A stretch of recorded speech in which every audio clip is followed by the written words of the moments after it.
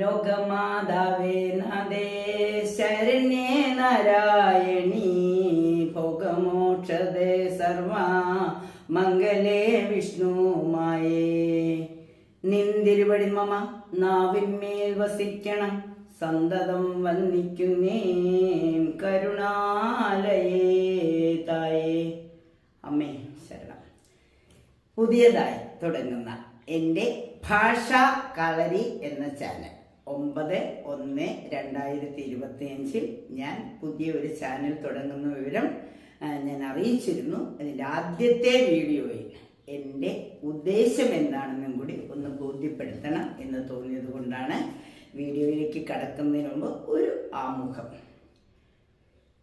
ഏതൊരു വ്യക്തിയും മാതൃഭാഷയിൽ, അതായത് താൻ ജനിക്കുമ്പോൾ മുതൽ കേട്ട ആ ഭാഷയിൽ, അമ്മയുടെ ഭാഷ, മാതാവിൻ്റെ ഭാഷ അല്ലെങ്കിൽ മാതൃഭാഷയിലൂടെ, രക്ഷിതാവിൻ്റെ ഭാഷ, കുട്ടിയുടെ ഭാഷ, ഇതിലൂടെ നമ്മുടെ കേരളീയ സംസ്കാരത്തെ, കേരളീയർ എവിടെ പോയാലും ഏത് രാജ്യത്ത് വസിച്ചാലും കേരളീയ സംസ്കാരം എന്താണ്, പുഴകളും തോടും കാടും മലരും മലരണിക്കാടുകളും ഒക്കെ നിൽക്കുന്ന ഈ കേരളീയ പൈതൃകം, കേരളത്തിന്റെ പ്രകൃതി ഭംഗി, അതുപോലെ തന്നെ എത്രയെത്ര കവിതകളാണ്, എത്രയെത്ര കവികളാണ്, സുഗതകുമാരി, ONV, അതുപോലെയുള്ള ജി ശങ്കരക്കുറുപ്പിന്റെ എത്ര ഭാഷാ കവിതകൾ കേൾക്കുമ്പോൾ നമുക്ക് മനസ്സിന് ടെൻഷൻ എന്ന ഒരു വാക്കേ ഉണ്ടാവുകയില്ല. കാരണം കുട്ടിക്കാലത്ത് ഇതിനൊന്നും നമുക്ക് ടെൻഷൻ ഉണ്ടായിരുന്നില്ല. കാരണം കുട്ടിക്കവിതകളും കുട്ടിപ്പാട്ടുകളും അതുപോലെ തന്നെ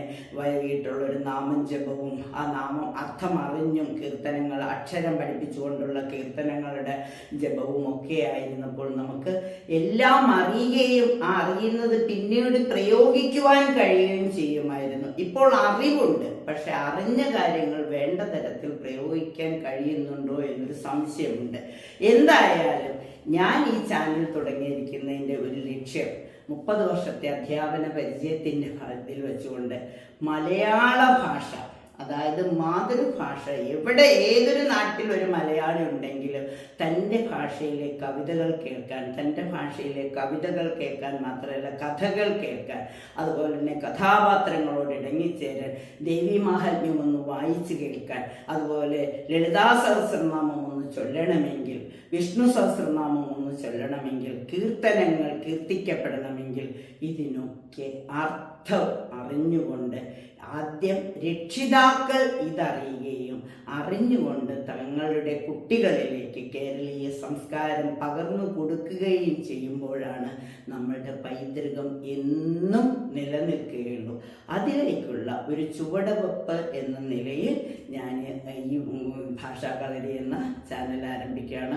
ഒരുപാട് പേരുടെ അപേക്ഷയാണ്. കാരണം എല്ലാം പഠിച്ച് 1ാം റാങ്ക് നേടിക്കഴിഞ്ഞിട്ട് ജീവിക്കാൻ അറിയാതെ വിഷമിച്ച് അവസാനം മരണത്തിൻ്റെ കയത്തിലേക്ക് പോകുന്നവർക്ക് വേണ്ടിയിട്ട് അവരവൻ്റെ ഭാഷയെ സ്നേഹിക്കുകയും പ്രശ്നങ്ങൾ പരിഹരിക്കാൻ പറ്റാതെ വരുമ്പോൾ കുറച്ച് നല്ല കവിതകളും നല്ല കീർത്തനങ്ങളും എല്ലാം കേൾക്കുമ്പോൾ മനസ്സിന് ആശ്വാസം കിട്ടും. ആ ലോകത്തേക്ക്, ധ്യാനത്തിലേക്കും ഇതിലേക്കും ഒക്കെ പോകണമെങ്കിൽ അതെന്താണെന്ന് മനസ്സിലാവണം. ആ ആത്മീയ സുഖം അറിയണം. അത് രക്ഷിതാവിൽ നിന്ന് തന്നെ അറിയണം. അതിന് അമ്മമാർക്ക് ഈ ലളിതാ സഹസ്രനാമം ചൊല്ലാനും ദേവീമാഹാത്മ്യം, കിളിപ്പാട്ട്, തുഞ്ചത്തെഴുത്തച്ഛൻ എത്ര കഷ്ടപ്പെട്ട് എഴുതിയ ആ വാൽമീകി രാമായണത്തിൻ്റെ ആ മലയാളം പതിപ്പ്, അധ്യാത്മരാമായണം കിളിപ്പാട്ട്, അതുപോലെ ദേവീമാഹാത്മ്യത്തിൻ്റെ കിളിപ്പാട്ട് രീതിയിലുണ്ട്. അതൊക്കെ ഒന്ന് ചൊല്ലുവാനും, ലളിതാ സഹസ്രനാമം അർത്ഥമറിഞ്ഞ് ചൊല്ലുവാനും, നാമങ്ങൾ ജപിക്കുവാനും, ഓരോ നാമത്തിൻ്റെയും അർത്ഥവും വ്യാപ്തിയും അറിയണമെങ്കിൽ കുറച്ച് ഭാഷാ പരിജ്ഞാനം വേണം. അതിനുവേണ്ടി ഒരു പ്രൈമറി സ്കൂൾ ടീച്ചറായി കുറേ കാലം ജോലി ചെയ്തിരുന്ന ആ ഒരു അറിവിൻ്റെ അടിസ്ഥാനത്തിൽ കുറച്ച് കുട്ടിപ്പാട്ടുകളും കുട്ടിക്കവിതകളും അതുപോലെ തന്നെ ആംഗ്യപ്പാട്ടുകൾ, പാരടിപ്പാട്ടുകൾ, അതുപോലെ കൊച്ചു കൊച്ചു കഥകൾ, സംഖ്യാഗാനങ്ങൾ ഒക്കെ കോർത്തിണക്കിക്കൊണ്ട് ചില എപ്പിസോഡുകളിലാണ് ഞാനിവിടെ പോകുന്നത്. ദൈവങ്ങളെ പരിചയപ്പെടുത്തുന്നു, സംസ്കാരത്തെ പരിചയപ്പെടുത്തുന്നു. അതിലേക്ക് എത്തണമെങ്കിൽ ആദ്യം അമ്മ ഈ പാഠങ്ങൾ അല്ലെങ്കിൽ രക്ഷിതാക്കൾ അമ്മയോ ചേച്ചിയോ സഹോദരനോ സഹോദരിയോ ആരെങ്കിലുമൊക്കെ ഇത് കേട്ട്, കൂട്ടുകാരനോ കൂട്ടുകാരിയോ ഒക്കെ ഇത് കേട്ട് മനസ്സിലാക്കി പിഞ്ചു കുഞ്ഞുങ്ങൾക്ക് ഇത് പകർന്നു കൊടുക്കുമ്പോൾ അവരിൽ ഒരു ദിശാബോധമുണ്ടാകും, ഭാഷാജ്ഞാനമുണ്ടാകും. ആ ലക്ഷ്യം സാക്ഷാത്കരിക്കുവാൻ എല്ലാവരും എന്നോടൊപ്പം ഉണ്ടാകും എന്നുള്ള വിശ്വാസത്തോടുകൂടി ഞാൻ ആദ്യത്തെ വീഡിയോയിലേക്ക് കടക്കുന്നു. എല്ലാവരും എൻ്റെ ശ്രീദേവി ജ്യോതിഷ ചാനലിനെ സപ്പോർട്ട് ചെയ്യുന്നതുപോലെ തന്നെ ഈ ചാനലിനെയും സപ്പോർട്ട് ചെയ്യുമെന്ന് വിചാരിക്കുന്നു. എനിക്ക് എല്ലാവരെയും വിശ്വാസമാണ്, അതുപോലെ തന്നെ എന്നെയും എല്ലാവർക്കും വിശ്വാസമായിരിക്കുമെന്ന് ഞാൻ കരുതുന്നു. എന്തായാലും കൂടുതൽ ഇനി പറയുന്നില്ല.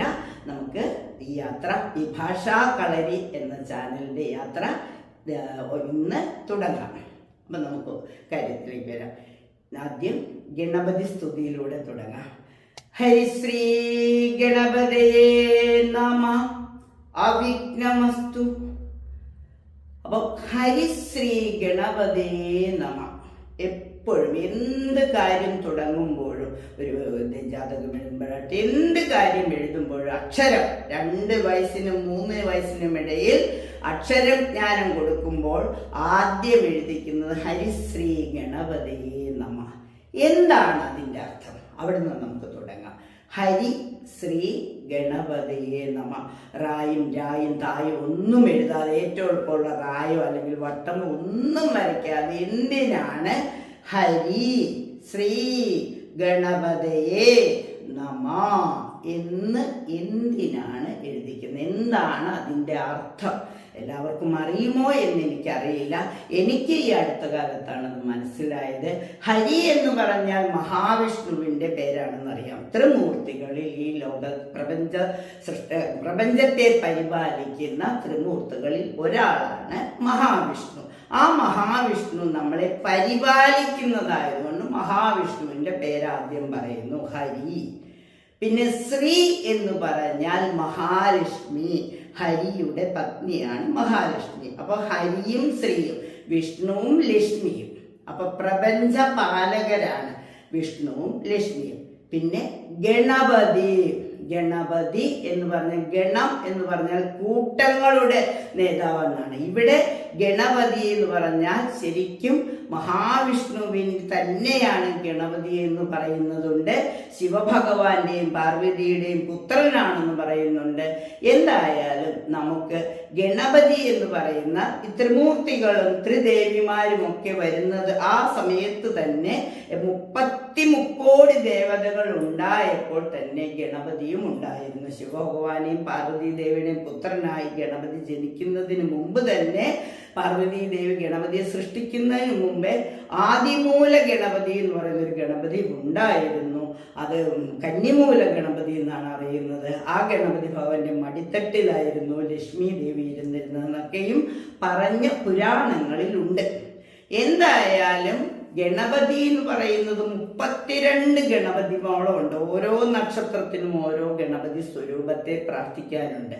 അപ്പൊ എന്തായാലും മനുഷ്യന്റെ ഉടലും ഗജത്തിന്റെ ശിരസ്സുമായിട്ടുള്ള ആ രൂപം എല്ലാ ജ്ഞാനം, എല്ലാ അറിവിന്റെയും കേന്ദ്രമാണ്. എന്താണ് അങ്ങനെ പറയാനുള്ള കാരണം എന്ന് പറഞ്ഞാൽ, വേദവ്യാസ മഹർഷി മഹാഭാരതം എഴുതുമ്പോൾ 18 അത്രത്തോളം ശ്ലോകങ്ങളുണ്ട്. അപ്പൊ ആ ശ്ലോകങ്ങൾ വേദങ്ങളിൽ നിന്നും മഹാഭാരതം എഴുതി വരുമ്പോൾ ഇത് ഇങ്ങനെ പറഞ്ഞു കൊടുത്തുകൊണ്ട് അത് രചിക്കുവാനായിട്ട് ഗണപതി ഭഗവാനാണ് പറഞ്ഞത്. കാരണം ഇത് ഞാൻ ഇങ്ങനെ പറഞ്ഞ് പോവുകയുള്ളൂ, അതുകൊണ്ട് ഇത് രേഖപ്പെടുത്തണം, അർത്ഥത്തോടുകൂടി അർത്ഥസഹിതമായി നിർത്താതെ രേഖപ്പെടുത്തണമെന്ന് വേദവ്യാസ മഹർഷി ഈ ചുമതല ഏൽപ്പിച്ചത് ഗണപതി ഭഗവാനാണ്. 3 വർഷത്തെ നിരന്തര ശ്രമം കൊണ്ടാണ്, 1 മണിക്കൂർ 1 സെക്കൻഡ് പോലും റെസ്റ്റ് എടുക്കാതെ എഴുതിയാണ് മഹാഭാരതം എഴുതിയതെന്നാണ് വിശ്വാസം. അപ്പൊ അതും ഒരു വിശ്വാസമാണ്, ഇതൊക്കെ പുരാണങ്ങളിൽ സൂചിപ്പിക്കുന്നതാണ്. അപ്പൊ അത്ര ഏകാഗ്ര ചിത്തയോടുകൂടി വളരെ ബുദ്ധിശക്തിയോടുകൂടി ഓർമ്മിച്ചെല്ലാം രേഖപ്പെടുത്താൻ കഴിഞ്ഞ ആ ശക്തിയെ നമിക്കുന്നു. ഹരിയുടെ, മഹാലക്ഷ്മിയുടെ, ഹരിയും ശ്രീയും വേണമല്ലോ, കാരണം പ്രപഞ്ചപാലകനായ മഹാവിഷ്ണുവും ലക്ഷ്മി ദേവിയും ഉണ്ടാവണം. പിന്നെ ഈ ജ്ഞാനത്തിന്റെ എല്ലാ വിഘ്നങ്ങളും എല്ലാ തടസ്സങ്ങളും മാറ്റുന്ന, എന്തൊക്കെ തടസ്സമുണ്ടോ അപ്പൊ നമ്മൾ വിളിക്കുക ഗണപതി ഭഗവാനെയാണ്. വിഘ്നേശ്വര, സർവവിഘ്ന ഹരേ ദേവ വിഘ്നേശ്വര എന്നാണ്. ഓം ശ്രീ മഹാഗണപതേ നമ, ഓം ഗംഗണപതേ നമ, ഓം വക്രതുണ്ട മഹാകായ കോടി സൂര്യ സമപ്രഭ നിർവിഘ്നം കുരുമേ ദേവ സർവകാര്യേഷു സർവദ. എന്ത് തടസ്സങ്ങളുണ്ടെങ്കിലും ഒരു നിമിഷം അങ്ങൊന്ന് കണ്ണു തുറന്നാൽ, അന്നൊന്ന് അനുഗ്രഹിച്ചാൽ ആ തടസ്സം അപ്പോൾ മാറിക്കിട്ടും. അങ്ങനെയുള്ള ദേവാദിദേവന്റെ പുത്രനായ മഹാദേവന്റെ പുത്രനായ മഹാദേവന്റെയും പാർവതിയുടെയും പുത്രനായ ഭഗവാനെ അവിടുന്ന് ഞങ്ങൾക്ക് ഈ തടസ്സങ്ങളൊക്കെ മാറ്റണം എന്ന് സൂചിപ്പിച്ചുകൊണ്ടാണ് ഹരിയെയും ശ്രീയെയും ഗണപതിയെയും നമിക്കുന്നു എന്ന് പറയുന്നത്. ഇതിൻ്റെ കൂടെ വേറെ ഒരർത്ഥവുമുണ്ട്. ഹരിശ്രീ ഗണപതേ നമ എന്ന ഈ വാക്കുകൾക്ക് ഓരോ അക്ഷരത്തിനും സംഖ്യാശാസ്ത്ര പ്രകാരം ഒരു മൂല്യം കൊടുത്തിട്ടുണ്ട്.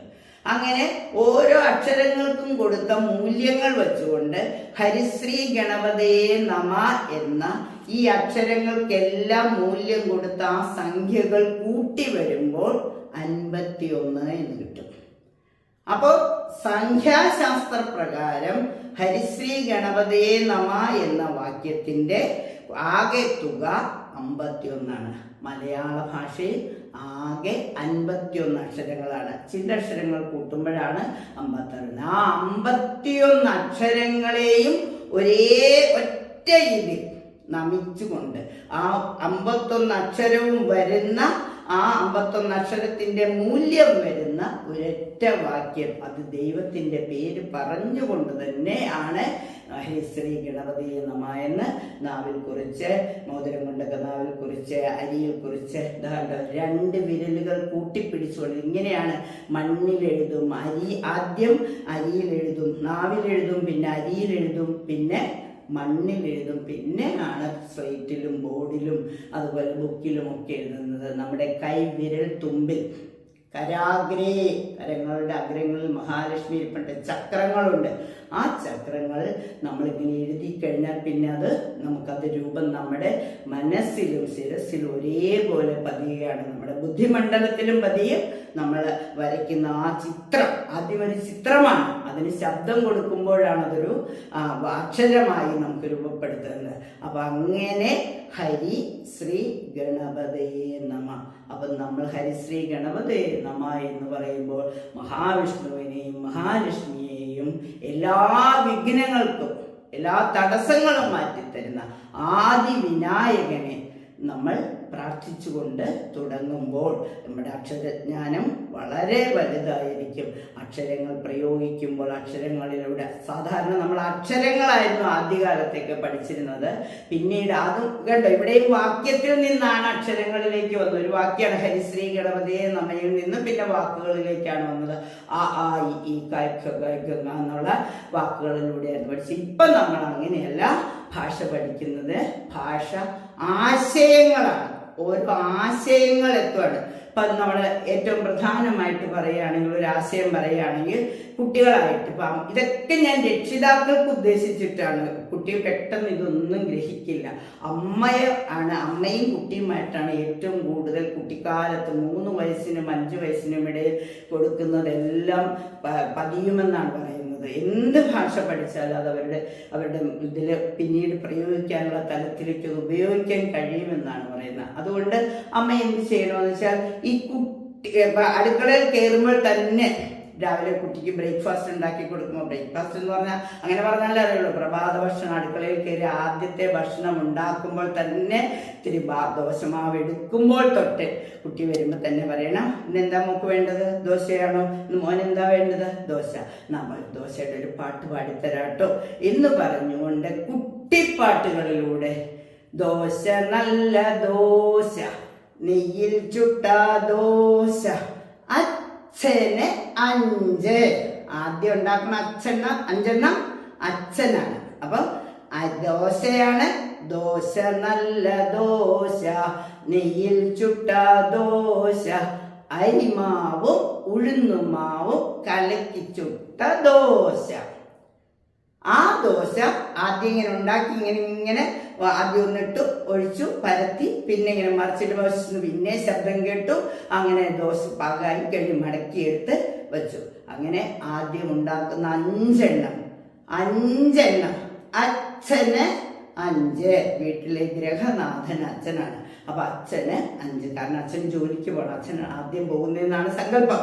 പിന്നെ തൊട്ട് അച്ഛനും അമ്മയും കൂടെ പോകുന്നിടത്തുണ്ട്. അപ്പൊ അമ്മയ്ക്ക് ഇത്തിരി കുറച്ച് മതി, 4. അച്ഛന് 5, അമ്മയ്ക്ക് 4. പിന്നെ ഏട്ടനാണ്. ഏട്ടനോ 3, ചേച്ചിക്കോ 2, എനിക്കോ 1. അപ്പൊ ബാക്കി എത്രയാണ്? കുട്ടിക്ക് 1, ഏട്ടന് 2, ചേച്ചിക്ക് അല്ലെങ്കിൽ ഇങ്ങനെ 1, 2, 3, 4, 5 എന്നും പറയാം. അച്ഛന് 5, അമ്മയ്ക്ക് 4, ചേട്ടന് 3, ചേച്ചിക്ക് 2, എനിക്ക് 1 എന്ന് അവിടെ ഭാഷയും പഠിച്ചു. അതിൻ്റെ കൂടെ 1, 2, 3, 4 എന്ന് അക്കം ആരോഹണവും അവരോഹണവും പഠിക്കാണ്. 5, 4, 3, 2, 1 എന്നും പഠിക്കുന്നു. 1, 2, 3, 4, 5 എന്ന് കയറി പോവുക. ആരോഹണവും പഠിക്കുന്നു, അവരോഹണവും പഠിക്കുന്നു. ഇത് കുട്ടി അറിയാതെ പഠിക്കുകയാണ്. അപ്പൊ ഇങ്ങനെ ആ അടുക്കളയിലേക്ക് ചെല്ലുന്ന സമയത്ത് തന്നെ അപ്പൊ പൂച്ച ഉടനെ വരികയാണ്. പൂച്ച പൂ പൂ പൂച്ച പൂച്ച കണ്ണുരുട്ടും പൂച്ച, പിന്നെ മീശയുള്ള പൂച്ച, പമ്മി പമ്മി വന്ന് പാല് കുടിക്കും പൂച്ച, പാല് വച്ച പാത്രം കാലിയാക്കും പൂച്ച. പാല് മുഴുവൻ കുടിച്ചിട്ട് ആരും അറിയാതെ കൂടെ വന്ന് നമ്മുടെ കൂടെ കഴിച്ചിട്ട് പാലൊക്കെ അടച്ചു വെച്ചിട്ട് അമ്മ അങ്ങോട്ടും ഇങ്ങോട്ട് പോയാൽ പൂച്ച പാലിന്റെ പാത്രമൊക്കെ അടപ്പൊക്കെ തട്ടി മാറ്റി പാലിനാക്കി കുടിക്കും. അതാണ്. അപ്പൊ പൂച്ചയെ പറ്റിയിട്ടൊരു പാട്ടായി. അവിടെ കുട്ടിക്ക് ഇഷ്ടമായി. കണ്ണുരുട്ടുന്ന പൂച്ച, മീശയുള്ള പൂച്ച, പിന്നെയോ പമ്മി പമ്മിയ പൂച്ച, ഇങ്ങനെ പമ്മിയാ വരുന്നത്. ആ പമ്മി പമ്മി വന്ന് ഇങ്ങനെ കുട്ടി കവിതകളിലൂടെ കുട്ടികളുടെ മനസ്സിലേക്ക് കടന്നിട്ട് അപ്പോഴാണ് നമുക്ക് വേറെ എന്തെല്ലാം. അപ്പൊ നമുക്ക് കുട്ടി പറയാണ്, ചായയുടെ കാര്യം പറയുമ്പോൾ നമുക്ക് വേറൊരാളുടെ എടുത്തിട്ട്, ഐസക്കുട്ടി താത്ത നിങ്ങളുടെ ചായയിലെ മധുരമില്ല. അമ്മയും അച്ഛനും കൂടി നാളൊരു കടയിൽ ചായ കുടിക്കാൻ പോയപ്പോൾ ഐസക്കുട്ടി താത്തയുടെ കടയിലാണ് ചായ കുടിക്കാൻ പോയത്. അപ്പോൾ അവിടെ ചായക്ക് മധുരമില്ലാഞ്ഞിട്ട് ഇങ്ങനെ ഒരു കളിയാക്കി ഒരാൾ പറയണ കേട്ടതാണ്. ആ പാട്ടൊന്നും പാടിട്ട്, ഐസക്കുട്ടി താത്ത നിങ്ങളുടെ ചായയിലെ മധുരമില്ല, ചായയിലെ മധുരമില്ല, ചായപ്പൊടി ലേശമില്ല. അപ്പൊ അതും ഒരു എന്തും കവിതയിലൂടെ കുട്ടിപ്പാട്ടുകളിലൂടെ കുട്ടികളിലേക്ക് എത്തിക്കുമ്പോൾ ആദ്യം ഇതൊക്കെ അമ്മ കുറേ ഇതുപോലത്തെ ചെറിയ ചെറിയ പാട്ടുകൾ മനസ്സിലാക്കിക്കൊണ്ട് കാര്യങ്ങളിലേക്ക് വരുമ്പോൾ നമ്മൾ എണ്ണം പഠിക്കാൻ, സംഖ്യ പഠിക്കാൻ, എന്താണ് 1 1 2, നമുക്ക് കണ്ണുകൾ 2, അല്ലെങ്കിൽ 1 1 2, നമുക്ക് കൈകൾ 2, 2 1 3, തേങ്ങയ്ക്ക് കണ്ണുകൾ 3, 3 1 4, നായ്ക്ക് കാലുകൾ 4, 4 1 5, ഒരു കൈ വിരലുകൾ 5, ഒരു കൈ വിരലുകൾ 5, 5 1 6, ഈച്ചയ്ക്ക് 6 കാല്, 6 1 7, മഴവില്ലിന് 7 നിറങ്ങൾ, 7 1 8, 7 1 8, ദിക്കുകൾ നമുക്ക് 8 ദിക്കുണ്ട്, ദിക്കുകൾ നമുക്ക് 8, 8 1 9, ഗ്രഹങ്ങളാകെ 9. ഗ്രഹങ്ങളെ കുറിച്ചും പഠിച്ചു. പിന്നെയോ 9 1 10, ആകെ കൈവിരൽ 10. അപ്പോ ആ ഒരു കൂട്ടൽ പട്ടിക അവിടെ പഠിച്ചു. 1 1 2. അവിടെ 1 കൂടെ കൂടുമ്പോൾ 2 ആവുകയാണ് എന്ന് കുട്ടി മനസ്സിലാക്കുകയാണ്. കൂടി കൂടി വരുന്ന ആ ഓരോന്നും കൂടുമ്പോൾ ആ ഒരു വസ്തുവുമായി പരിചയപ്പെടുന്ന ആ ഭാഷയിലൂടെ, നമ്മുടെ ഭാഷയിലൂടെ കുട്ടികൾക്ക് 1 2 3 4 പറയുന്നത് പോലെ തന്നെ, അത് വേണ്ട എന്ന് പറയുന്നില്ല, അത് സ്കൂളുകളിൽ കിട്ടും. അവർ പഠിക്കുന്നത് എവിടെയാണെങ്കിലും അവിടെ അതിനുള്ള ഇംഗ്ലീഷ് മീഡിയം സ്കൂളുകളല്ലേ, തീർച്ചയായിട്ടും അതിനുള്ള സാഹചര്യങ്ങൾ ഇഷ്ടം പോലെയുണ്ട്. പക്ഷെ നമ്മുടെ 1 2 3 ഒക്കെ എന്നറിയണമെങ്കിൽ ഇതുപോലെയുള്ള സാഹചര്യങ്ങളിലൂടെ മഴയെക്കുറിച്ചും കാടിനെക്കുറിച്ചും പുഴയെക്കുറിച്ചും ഒക്കെ അറിഞ്ഞുകൊണ്ട് കേരളത്തിലെ ഏറ്റവും കൂടുതൽ പൂരങ്ങളുടെ നാടാണ്. അപ്പൊ പൂരത്തെ കുറിച്ച് ഒരു പാട്ട്. എന്താ പൂരം? ആര്യങ്കാവില് പൂരം കാണുവാൻ ആരെല്ലാമാണ് പോകുന്നേ, ആര്യങ്കാവില് പൂരം കാണുവാൻ ആരെല്ലാമാണ് പോകുന്നേ. പൂരം കാണാനായിട്ട് ഇങ്ങനെ എല്ലാരെയും വിളിച്ചു കൂട്ടുകയാണ്. ആരൊക്കെ വരുന്നേ? ഇത് അമ്പലത്തിൽ ഉത്സവമാണ്, ഉത്സവത്തിനാണ് പൂരം എന്ന് പറയുന്നത്. പൂരം കാണുവാൻ ആരെല്ലാമാണ് പോകുന്നതെന്ന്. അപ്പൊ അവിടെ കുറച്ച് പേര് തേയ്ക്കന്തൊമ്മനും തേയ്ക്കന്തൊമ്മനും തേയ്ക്കന്തൊമ്മനും തേയ്ക്കന്തോം, ഒരു കുറച്ച് പേര് തേയ്ക്കനും തൊമ്മനും അവരും ഒക്കെ ആയിട്ട് പൂരം കാണാൻ പോകുന്നുണ്ട്. പിന്നെയോ പെരുങ്കാലച്ഛനും പെരുങ്കാലമ്മയും പെരുങ്കാലം കൊണ്ട് പോകുന്നേ. നടക്കാൻ പോലും വയ്യ, കാലും നിറച്ച് നീരാണ്. പെരുങ്കാലച്ഛനും പെരുങ്കാലമ്മയും പെരുങ്കാലം കൊണ്ട് പൂരം കാണാൻ പോവാണ്. പിന്നെയോ രാമവും കോരനും ചീരയും ഗോതയും പൂരം കാണുവാൻ പോകുന്നേ. രാമനും പോണുണ്ട്, കോരനും പോണ്ട്, ചീരയും പോണ്ട്, കോതയും പോണ്ട്, എല്ലാരും പൂരം കാണുവാൻ അങ്ങനെ പോവാണ്. ആര്യങ്കാവില് പൂരം കാണുവാൻ ആരെല്ലാമാണ് പോകുന്നേ. തേയ്ക്കന്തമ്മനും തേയ്ക്കന്തമ്മനും തേയ്ക്കന്തമ്മനും തേയ്ക്കന്തോ, പെരുങ്കാലച്ഛനും പെരുങ്കാലമ്മയും പെരുങ്കാലം കൊണ്ട് പോകുന്നേ. രാമനും കോരനും ചോരവും ചീരയും പൂരം കാണുവാൻ പോകുന്നേ. പൂരം കണ്ടപ്പോൾ രാമനും കോരനും ആനപ്പുറത്തൊന്നു കേറണമെന്ന്. പൂരം കണ്ടോണ്ടിരിക്കുമ്പോ രാമനും കോരനും ആനപ്പുറത്തൊന്നു കേറണമെന്ന്. പറ്റില്ലെന്ന് ചിന്തയും ഒക്കില്ലെന്ന് രാമനും. രണ്ടുപേരും കൂടി പറ്റില്ലെന്ന് രാമനും ഒക്കില്ലെന്ന് കോരനും. അടിയും ഇടിയും മേളമായി, നാട്ടുകാർക്കെല്ലാം ഘോഷമായി. ആനപ്പുറത്ത് കാരണം പറഞ്ഞാൽ എളുപ്പം നടക്കുമോ? അപ്പൊ രണ്ടുപേരും കൂടെ ഒരു അഭിപ്രായ വ്യത്യാസമായി, ചെറിയ അടിയിടി ഉന്തും തള്ളും ഒക്കെ ആയി. അപ്പൊ നാട്ടുകാരെല്ലാം കൂടെ ഓടിക്കൂടി, നാട്ടുകാർക്കെല്ലാം അവിടെ ഒരു ഘോഷമായി, അടിയും ഇടിയും മേളമായി, നാട്ടുകാർക്കെല്ലാം ഘോഷമായി. കിട്ടട്ടങ്ങനെ കിട്ടട്ടെ, കിട്ടട്ടങ്ങനെ കിട്ടട്ടെ, അടിയും ഇടിയും കിട്ടട്ടെ. അപ്പൊ അവിടെ ഒരു ഉന്തും തള്ളൊക്കെ ഉണ്ട്. അപ്പത്തേക്ക് ആരെങ്കിലുമൊക്കെ ഇടപെട്ട് അവരെ പിടിച്ചു മാറ്റും. ഒരു കാര്യമില്ല, പൂരം കാണാൻ പോയാൽ പൂരം കണ്ടിട്ട് പോന്നാ പോലെ. അപ്പൊ ആനപ്പുറത്ത് കയറണം എന്നൊക്കെ. ഇതൊക്കെ ഒരു രസത്തിലെ കുട്ടികളോടൊന്ന് അവതരിപ്പിക്കുമ്പോൾ പൂരം എന്താണ്, ആനയും എഴുന്നള്ളത്തും എല്ലാമുള്ള ആ ഘോഷങ്ങളൊക്കെ ഒന്ന് പറഞ്ഞു കൊടുക്കാൻ, ഒന്ന് കുട്ടി കവിതകളുടെ രൂപത്തിലോ കഥ പറയുന്ന രൂപത്തിലോ ഒക്കെ പറയുമ്പോൾ കുട്ടികളിൽ ഭാഷാജ്ഞാനമുണ്ടാകും. ഇങ്ങനെ ഭാഷകളിലൂടെ അങ്ങനെ നമ്മൾ നിത്യം ജപിക്കുന്ന നാമങ്ങളിലേക്ക് വരാൻ.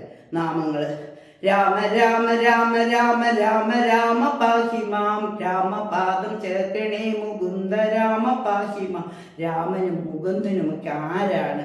എന്തിനാണ് രാമ എന്ന് ജപിക്കണം? എന്തിനാണ് നമശിവായ ജപിക്കണം? എന്താണ് നാരായണ? ഇങ്ങനെ ഓരോന്നും ആദ്യം അമ്മ തന്നെ അറിയുക, അല്ലെങ്കിൽ രക്ഷിതാക്കൾ തന്നെ അറിഞ്ഞുകൊണ്ട് ഒരു 5 മിനിറ്റ് എല്ലാവരും കൂടി കൂടിയിരുന്ന് പ്രാർത്ഥിക്കുമ്പോൾ ആ വീട്ടിലൊരു ദൈവാധീനം വരികയും മറ്റ് കലുഷ ചിന്തകളെല്ലാം കഴിഞ്ഞ് സന്തോഷം നിലനിൽക്കുകയും ചെയ്യും. അതിലേക്ക് ഭാഷാ പരിജ്ഞാനത്തിലേക്ക് എത്തിക്കുവാൻ ഒരു ശ്രമമാണിത്. വിജയിക്കുവാൻ എല്ലാവരും പിന്തുണയ്ക്കുക. നന്ദി, നമസ്കാരം.